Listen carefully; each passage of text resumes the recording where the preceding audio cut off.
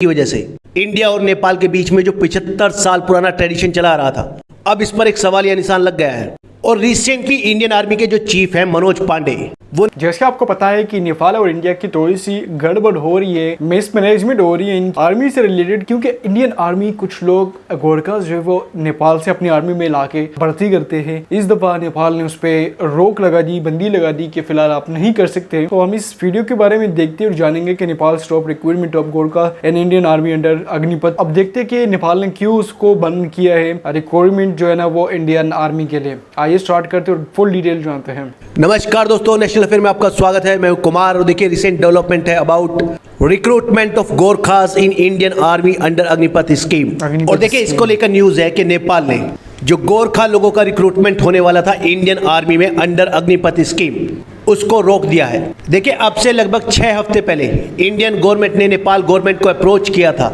For cooperation and approval for the recruitment of Gorkhas in Indian army. और India की तरह ही गोरखा लोगों का जो रिक्रूटमेंट होने वाला था इंडियन आर्मी में, वो भी 2 साल बाद हो रहा था। क्योंकि आप लोगों को मालूम है कोरोना पेंडेमिक की वजह से इंडियन आर्मी में 2 साल से रिक्रूटमेंट नहीं हुआ था।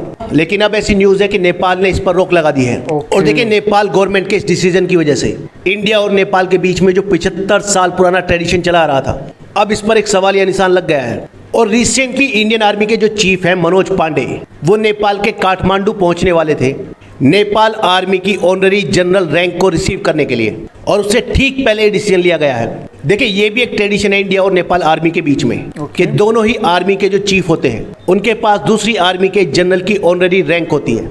इसका मतलब इंडिया के आर्मी चीफ नेपाल की आर्मी के ऑनररी जनरल होते हैं और नेपाल के आर्मी चीफ इंडियन आर्मी के ऑनररी जनरल होते हैं। और ये ट्रेडिशन भी दोनों देशों के आर्मी के बीच में 75 साल पुराना है।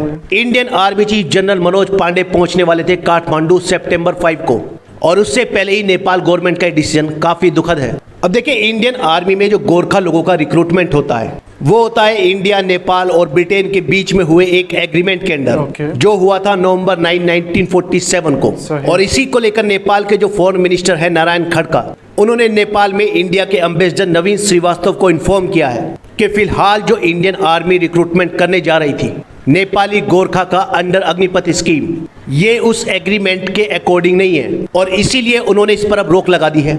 और अब इसको लेकर नेपाल गवर्नमेंट का कहना है कि इस पर बाद में डिसीजन लिया जाएगा सभी पॉलिटिकल पार्टीज और स्टेक होल्डर से कंसल्टेशन करने के बाद। देखिए नेपाल के फॉरेन मिनिस्टर ने यह भी कहा है कि 1947 का जो एग्रीमेंट था between India, Nepal and Britain, जिसके बेसिस पर गोरखा लोगों का रिक्रूटमेंट होता है इंडियन आर्मी में, वो इंडिया की इस नई रिक्रूटमेंट पॉलिसी अग्निपथ स्कीम को रिकॉग्नाइज नहीं करता। और इसीलिए नेपाल को इस रिक्रूटमेंट स्कीम के इम्पैक्ट को एसेस करने की जरूरत है और उसके बाद इस पर डिसीजन लिया जाएगा कि गोरखा लोग अब इंडियन आर्मी में रिक्रूट होंगे या नहीं।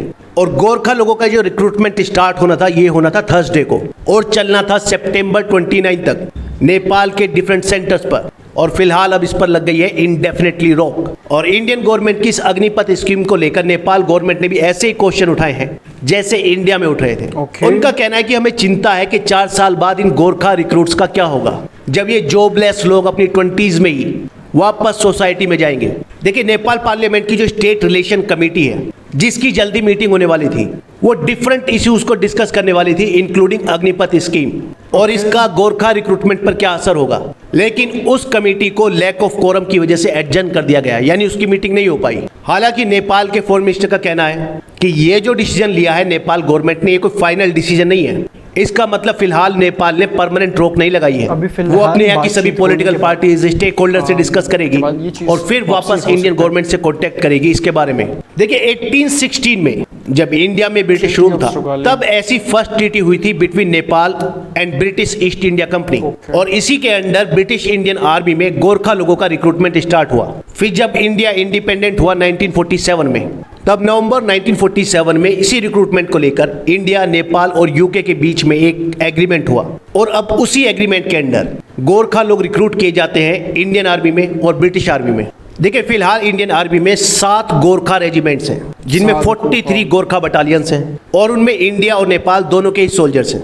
ये 7 गोरखा रेजिमेंट हैं, 1st, 3rd, 4th, 5th, 8th, 9th and 11th। जो पहली, तीसरी, चौथी, 5वीं और 8वीं गोरखा रेजिमेंट है उसमें ज्यादातर है मगार्स और गुरुंग गोरखा। 9वीं रेजिमेंट में है क्षेत्रीज और ठाकुरीज।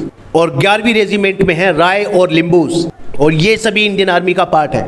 आप लोग को यहाँ पर बता दूं, जो जनरल बिपिन रावत थे, जो देश के पहले चीफ ऑफ डिफेंस स्टाफ थे, वो कमांड करते थे 5th battalion of 11 Gorkha rifles. Gorkha regiment में जो सबसे पहले रिक्रूटमेंट होता था इंडियन आर्मी में, वो होता था नौतनवा में, जो इंडिया नेपाल बॉर्डर पर है, बहरवा के पास। बाद में इसके लिए कुछ परमानेंट लोकेशंस बना दी गई और उन्हें कहा जाने लगा गोरखा रिक्रूटिंग डिपो। और ये लोकेशंस थी कुनरघाट में, गोरखपुर में और घूम में। नेपाल में जो गोरखा लोगों का रिक्रूटमेंट करवाते हैं उन्हें कहा जाता है गल्ला वाला। वो यंग गोरखास को लेकर आते हैं इन रिक्रूटमेंट डिपो पर। उसके बाद फिर सिस्टम में थोड़ा चेंज किया गया और उसके बाद इंडियन आर्मी की रिक्रूटिंग टीम जाने लगी नेपाल में, जिसके अंडर वो खुद गोरखा यूथ को चुनती थी इंडियन आर्मी में सिलेक्शन के लिए। और इसके लिए Indian army recruitment rallies organise करती थी इन पोखरा और धारन, और साथ ही नेपाल के वेस्ट और ईस्ट एरियाज में। और देखिए, इन रैलीज में जितने भी गोरखा लोगों का रिक्रूटमेंट होता था, उसमें 60% रिक्रूटमेंट नेपाली लोगों का होता था, बाकी बचे हुए इंडियन होते थे। किसी भी टाइम पर इंडियन आर्मी में अराउंड 32,000 से लेकर 35,000 नेपाली सोल्जर सर्व कर रहे होते हैं। और नेपाल में जो Indian army ex serviceman community है, वो है अराउंड 1.32 लाख लोगों की। अब देखिए, अगर बात करें कि एग्जैक्टली रिक्रूटमेंट का प्रोसेस क्या है गोरखा लोगों का इंडियन आर्मी के लिए, तो इसके लिए इंडियन आर्मी ने 2 गोरखा रिक्रूटमेंट डिपो बनाए हैं, एक वेस्ट बंगाल के दार्जिलिंग में और दूसरा उत्तर प्रदेश के गोरखपुर में। और ये जो रिक्रूटमेंट प्रोसेस स्टार्ट होता है, इसको लेकर तीनों ही कंट्रीज की जो आर्मी है, इंडिया की, नेपाल की और यूके की, वो ही डेट डिसाइड करती है। इस दिन तीनों आर्मी के रिप्रेजेंटेटिव वहां पर मौजूद होते हैं और जो कैंडिडेट्स होते हैं उनका रिटन और फिजिकल टेस्ट होता है। अब मान लीजिए टोटल 100 लोगों का सिलेक्शन हुआ उस रैली में, और ब्रिटिश आर्मी को चाहिए 20 लोग, इंडिया को चाहिए 40 लोग और नेपाल आर्मी को चाहिए 50 लोग। तो उन 100 सिलेक्टेड लोगों में से जो टॉप 20 होंगे, उन लोगों को चॉइस दी जाती है ब्रिटिश आर्मी ज्वाइन करने की, क्योंकि तीनों आर्मीज में से ब्रिटिश आर्मी सबसे ज्यादा पे और अलाउंस ऑफर करती है इन कैंडिडेट्स को। उसके बाद जो नेक्स्ट लॉट बचता है उसे ले लेती है इंडियन आर्मी, क्योंकि इंडियन आर्मी नेपाल आर्मी के कंपैरिजन में लगभग 2.5 गुना पे और अलाउंस ऑफर करती है। बाकी बचे हुए रिक्रूट जाते हैं नेपाल आर्मी को। अब देखिए, इंडियन यूथ की तरह नेपाल के जो गोरखा लोग हैं, उनमें भी काफी क्रेज होता है इंडियन आर्मी को ज्वाइन करने का, और इसके लिए काफी बड़ी संख्या में गोरखा यूथ इकट्ठा होते हैं इन रिक्रूटमेंट रैलीज में।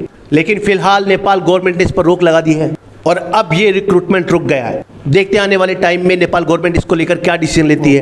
इस वीडियो में इतना ही, नेक्स्ट वीडियो में जल्द मिलेंगे। धन्यवाद।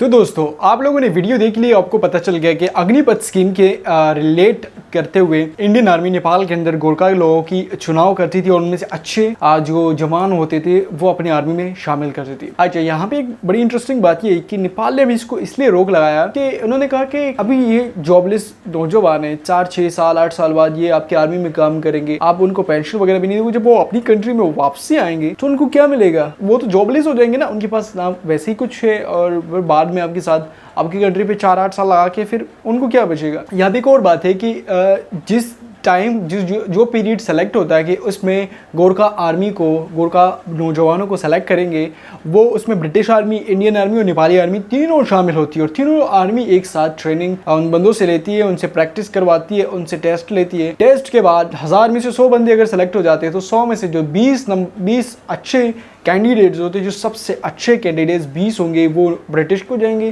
क्योंकि ब्रिटिश अच्छा पैसा देती है, अच्छा खाना पीना देती है और रिहाइश भी देती है। दूसरे नंबर पे इंडियन आर्मी को जाती है। तीसरे नंबर पे जो थोड़े बहुत उसको तो ये तो नहीं कह सकते कि वो डिसेबल हो या अच्छा नहीं करती, सेलेक्ट हुए ना 100 में से, तो उसमें से जो तीसरे नंबर पे आती है वो नेपाल आर्मी को जाती है। तो यहाँ पे इस अग्निपथ स्कीम के रिलेट अभी नेपाल ने रोक लगाया है। आप लोगों का क्या कहना है कि इंडियन आर्मी में गोरखास लोग जाने चाहिए, नहीं जाने चाहिए? इस वीडियो के बारे में आप लाजमी हमें कॉमेंट सेक्शन में बताइएगा।